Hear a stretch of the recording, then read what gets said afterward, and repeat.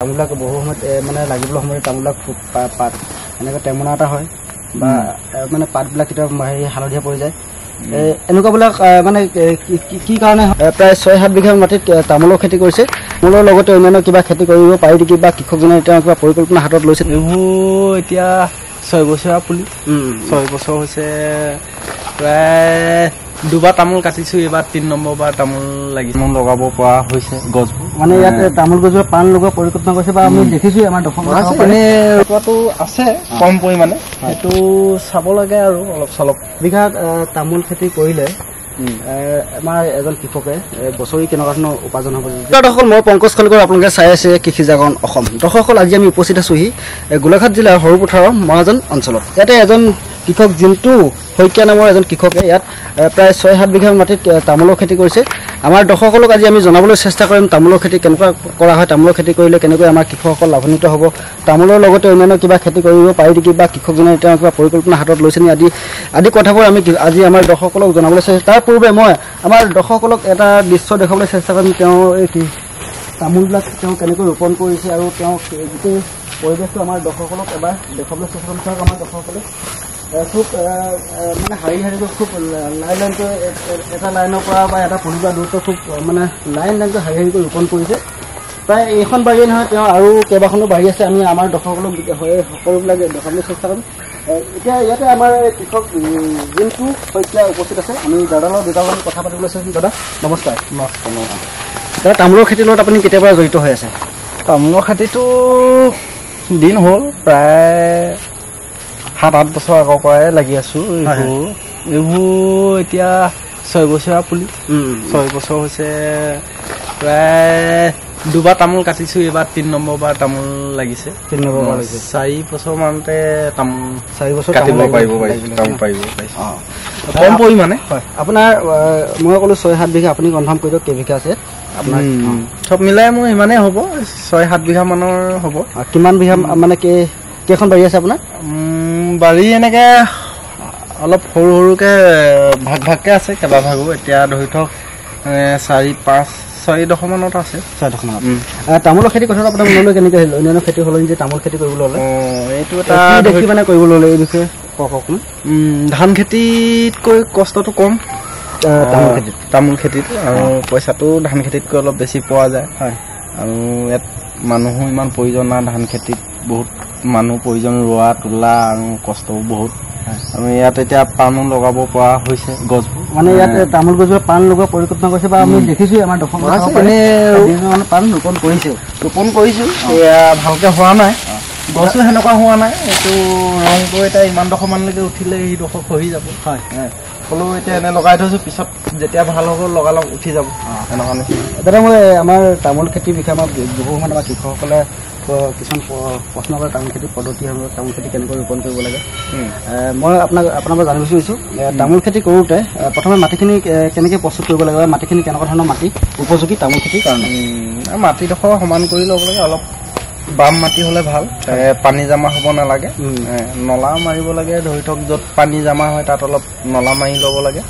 আৰু তাৰমানে ৪ স্কোৱাৰটো নলা মাৰি ল'ব লাগে। তাৰপৰা যদি পানীটো বিশেষ বেছি হৈ থাকে মাজতো মাৰিব পাৰে। হয়, আৰু ৬ ফুট দূৰে দূৰে মানে হাৰিকে ৰুব পৰা যায়। এটা পুলিৰ পৰা এটা পুলি ৬ ফুট, আৰু শাৰীবিলাকৰ মাজত কেনেকুৱা ধৰণৰ ডিষ্টেঞ্চ হ'ব লাগে? এই ৬-৬ চব ফালৰ পৰা ৬-৬ কৰি ৰুলেও হয়। কিছুমানে ৭-৭ কৰিও ৰুৱে, ৬-৭ এনেকা কৰি। ধৰি ধৰক ৬-৬ ৰুলেও বেয়া নহয়, অলপ ঘনয়ে ৰুব লাগে, বেছি হেঙা হ'লেও আৰু জেগাডোখৰ। দাদা, আপুনি যিহেতু আজি দীৰ্ঘদিন ধৰি তামোলৰ খেতি কৰি আছে, আমি আপোনাক দেখিছোঁৱেই। তামোল খেতিত আমি দেখিলোঁ আমাৰ বিভিন্ন ধৰণৰ বেমাৰ হয়। তামোলবিলাক বহু সময়ত মানে লাগিবলৈ সময়ত তামোলবিলাক পাত এনেকৈ টেমনা এটা হয় বা মানে পাতবিলাক কেতিয়াবা হালধীয়া পৰি যায়। এনেকুৱাবিলাক মানে কি কাৰণে হয় আৰু এইবিলাক আমি ইয়াত আপোনাৰ সেই বস্তুটো দেখিবলৈ পোৱা নাই। আপুনি কেনেকৈ ধৰণে ব্যৱস্থা লোৱাৰ কাৰণে তাৰ পৰা এনেকুৱা এটা সমস্যা আপোনাৰ মাজত দেখিবলৈ পোৱা নাই আমি? ৰঙা পৰাটো হৈছে এইটো যেতিয়া খৰালিমহীয়া একেবাৰে পানী নাপায় তেতিয়া ৰঙা পৰি শুকাই যায়। হয়তো অধিক গুৰিত পানী জমা হৈ গ'লে পথাৰ নিচিনা মাটিত কৰিলে পানী জমা হৈ গ'লে ৰঙা পৰি তামোলজোপা মৰি যায়। আৰু উৰি লাগে কেতিয়াবা, উৰিয়ে ভিতৰে খাই দিয়ে শিপা চিপাবোৰ, তেতিয়া সেনেকুৱা হয়।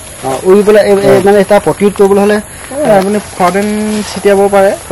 আমাৰতো এনে বিশেষ একো নাই, আমি সেনেকে মৰাও নাই। কেতিয়াবা এনেকে মইতো ফৰটেন মৰাটো নাই এতিয়ালৈকে।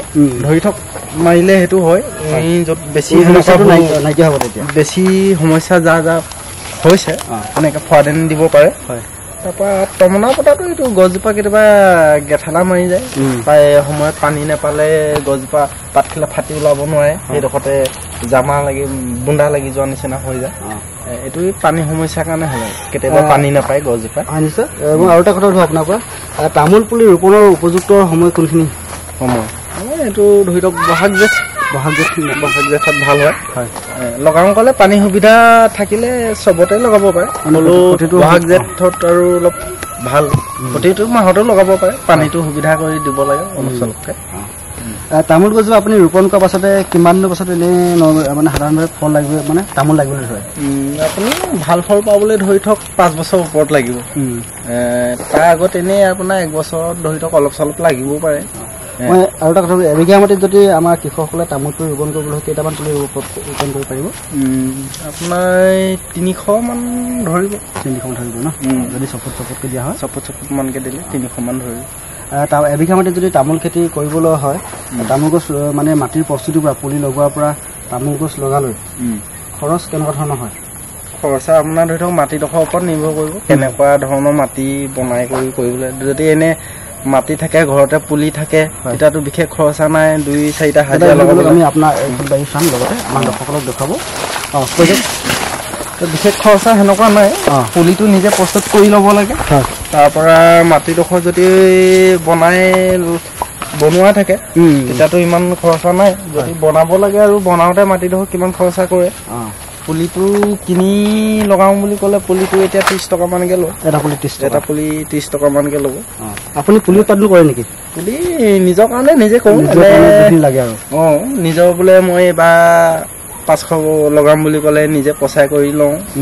এনেকে নিজেও এতিয়া মই যিমান তামোল আছে মোৰ চব নিজৰ পুলি, এটা পুলি কিনি লগোৱা নাই।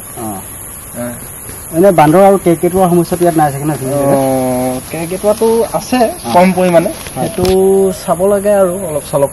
এতিয়া তামোলৰ টাইম আহিছে, কেৰ্কেটুৱা অলপ চলপ ৰাতিপুৱা টাইমটোত অলপমান ঘূৰিব লাগে, এনেকুৱা পিছবেলা টাইমত ঘূৰিব লাগে। আৰু বেছি নাই, বেলেগ জেগাৰ আগতে অধিক নাই, কম। এবিঘা তামোল খেতি কৰিলে আমাৰ এজন কৃষকে বছৰি কেনেকুৱা ধৰণৰ উপাৰ্জন হ'ব যেতিয়াৰ পৰা লাগিবলৈ আৰম্ভ হ'ব? তামোল এতিয়া এইটো লগাটোৰ ওপৰত কৰিব পাৰিব। এনে মানে নৰ্মেলি আপুনি যিহেতু কৰি আছে, আটাইতকৈ বেছি আৰু আটাইতকৈ বেছি কিমান উপাৰ্জন কৰিব পাৰিব? উপাৰ্জন আপুনি এজোপা ভাল তামোল বুলি ক'বলৈ গ'লে ধৰি লওক 12 কিলোৰ পৰা 15 কিলোকে পাব।